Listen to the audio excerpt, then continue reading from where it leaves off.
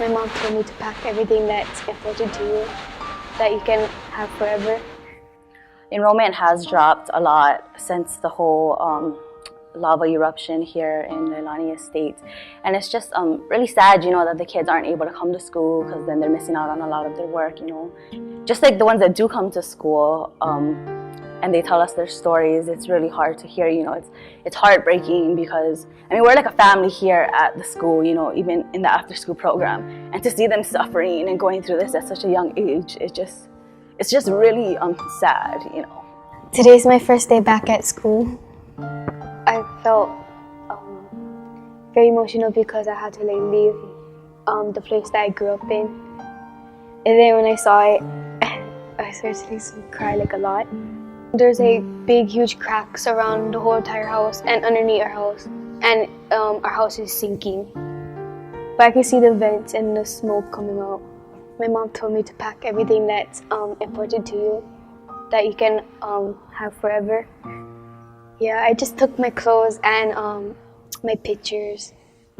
We might not be able to see the house again, and we have a lot of memories in there.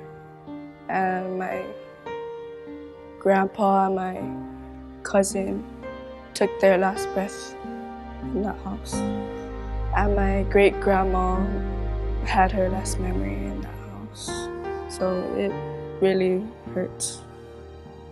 All I was doing was grabbing all the things that they needed, and every time I would walk through the house, I would always feel upset and picture all those happy memories that we had there.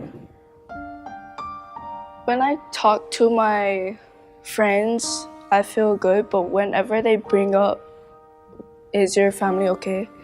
I just start feeling really upset because everything's been happening and stuff. They asked me how I feel and stuff, and how's our house. I was really emotional, so I didn't want to go to school. Kilauea volcano has been erupting for years and years, and I mean, we don't know if it's gonna stop, so a lot of the families might not be able to ever go back to their home, you know, well, at least for a very, very long time. Right now, what they really need is just the support and then a safe place, you know, a place where they can come and feel safe, and just a place that makes them happy, where they don't have to worry about, you know, I mean, they're so young, that's why we don't want them to be thinking, about that kind of stuff. So we just ordered some masks, and then OHA, thank you guys so much for donating masks that we're going to be using for our students, because the sulfur dioxide levels here do go up and down. I mean, last week here at the school, we did have to do shelter in place because the sulfur dioxide levels was too high, and it was affecting a lot of our students and staff.